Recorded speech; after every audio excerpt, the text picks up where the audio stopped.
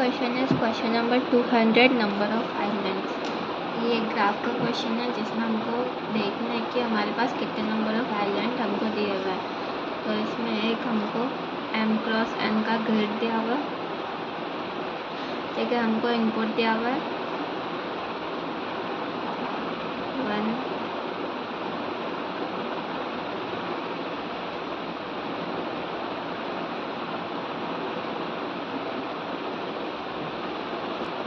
हमारे को क्वेश्चन दिया हुआ है। इसमें हमको ऐसा देखना है कि जहाँ से भी हमारा 1 चालू हो रहा है एंड तक जहाँ जा रहा है वहाँ तक हमारा आइलैंड, अगर कहीं पे भी बीच में ब्रेक हो गया तो वो वापस स्टार्ट होगा तो वहाँ से नया न्यू आइलैंड चालू हो जाएगा। तो इसमें हम लोग कैसे करेंगे कि अगर हमारे पास एक आइलैंड है जिसमें अगर एक और ऐड होता है तो हम लोग एक काउंट वेरिएबल बनाएंगे, उसको इंक्रीज कर देंगे, ठीक है। इसमें हम लोग यूज़ करेंगे DFS, जिससे कि हम सारे इसके कनेक्टेड पार्ट को ट्रैवर्स करके और उसको काउंट में इंक्रीज कर देंगे। पहले हम लोग इसके लिए एक फंक्शन बना लेते हैं, एक वॉइड फंक्शन बनाएंगे जो कुछ भी रिटर्न नहीं करेगा। मैंने DFS नाम का फंक्शन बना लिया। इसमें मैंने पैरामीटर पास किया कैरेक्टर ग्रिड INT j, ठीक है। अब इसमें क्या करेंगे, पहले हम लोग बेस कंडीशन चेक करेंगे क्योंकि हम लोग DFS यूज़ कर रहे हैं तो हम लोग इसमें रिकर्जन करेंगे।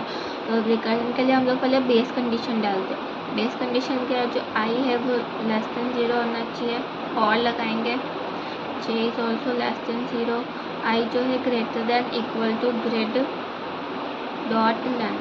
ग्रिड डॉट लेंथ का मतलब जो हमारी रो है ये I उसको दिखेगा, फिर j is greater than equal to grid 0 dot length, ये कॉलम देखेगा।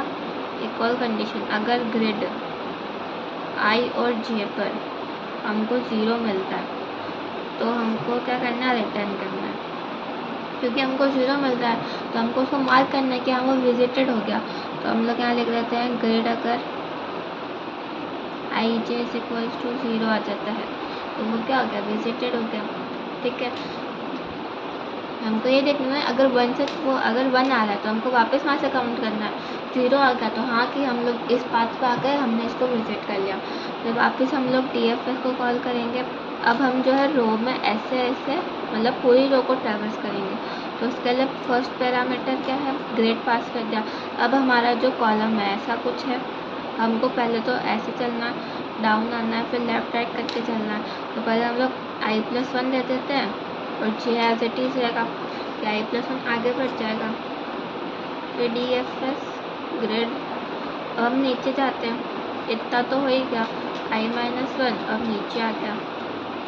अब DFS ग्रिड j, यहाँ पर तो I पास करेंगे, यहाँ पर देखा J+1, ये लेफ्ट चला गया। DFS ग्रिड और ऐसे यहाँ पर भी राइट आ जाएगा, ठीक है। ये हमारा एक फंक्शन बन गया। क्या फंक्शन है, DFS, ठीक है। बाद में हमारा जो मेन फंक्शन है पब्लिक INT, ये फंक्शन है। इसमें हम लोग केवल पास कर रहे हैं कैरेक्टर ग्रिड, ठीक है। इसमें अपन ले लेते हैं पहले तो बेस कंडीशन, अगर हमारा जो ग्रिड है वो नल है और ग्रिड की लेंथ है, अगर हमारा ग्रिड जो है नल है और ग्रिड की लेंथ जो है वो 0 है तो रिटर्न कर दो, मतलब ग्रिड के अंदर कुछ है ही नहीं तो रिटर्न कर दो 0, ठीक है। अब हमने जैसे देखा कि हम लोग एक वेरिएबल बनाएंगे, वेरिएबल का नाम होगा काउंट, जो कि चेक करेगा कितने हमारे पास है। पहले तो हम लोग उसको 0 ले लेते हैं, एक m बना लेते हैं जो कि रो को ट्रैवर्स करेगा, एक n बना लेते हैं जो कि कॉलम को ट्रैवर्स करेगा,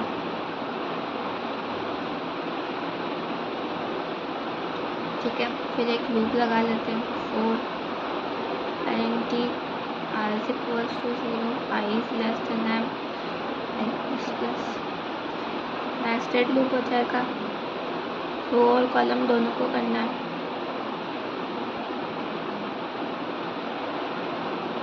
इसमें हम लोग क्या चेक कर रहे हैं कि हमारा जो ग्रिड है अगर वो हमको आई जे पर 1 मिलता है तो आप इस कंडीशन में आगे बढ़ो और हमारा काउंट जो है इंक्रीज़ कर दो। हमने ये देखा ना कि अगर 1 मिलता तो इंक्रीज़ करो, 0 आया तो उसको मार्क कर दो कि विजिटेड है, उसको कुछ काउंट मत करो। फिर हम लोग DFS को कॉल कर देंगे, काउंट इंक्रीज़ हो गया, फिर वो चेक करेगा आगे बढ़, DFS को कॉल करेंगे, फिर वो चेक करेगा कि हमारा अगर आगे बढ़ने के बाद वो 0 है कि नहीं। अगर 0 होगा तो उसको हम लोग छोड़ देंगे एज इट इज़, नहीं होगा तो वो अपना जो लूप है वो चलाएगा कि i+1 है, मतलब उसको ऐसे जाना है, फिर ऐसे जाना है, पूरा ट्रैवर्स करेगा। हम लोग DFS को कॉल कर देंगे जिसमें हम लोग ये पैरामीटर पास कर देंगे, ठीक है। फिर एट द एंड हम लोग रिटर्न कर देंगे।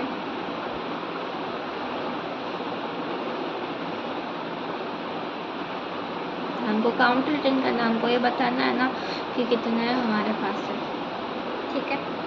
तो इसका अगर हम लोग टाइम कॉम्प्लेक्सिटी देखें तो हमारे पास रो और कॉलम दोनों है, तो इसका टाइम कॉम्प्लेक्सिटी होगा pick of m cross n, space complexity भी होगा pick of m cross n, ठीक है।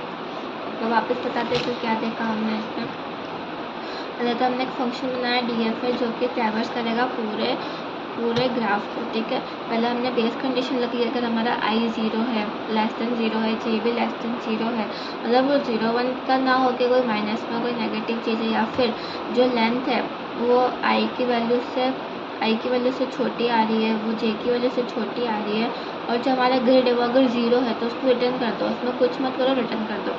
और एक और कंडीशन लगेगी हमारा grid i j equal to 0 है तो आप उसको देखो मत, वो विजिटेड हो गया, हमने ये डाल दिया ग्रेड i j 0 हो गया, ठीक है।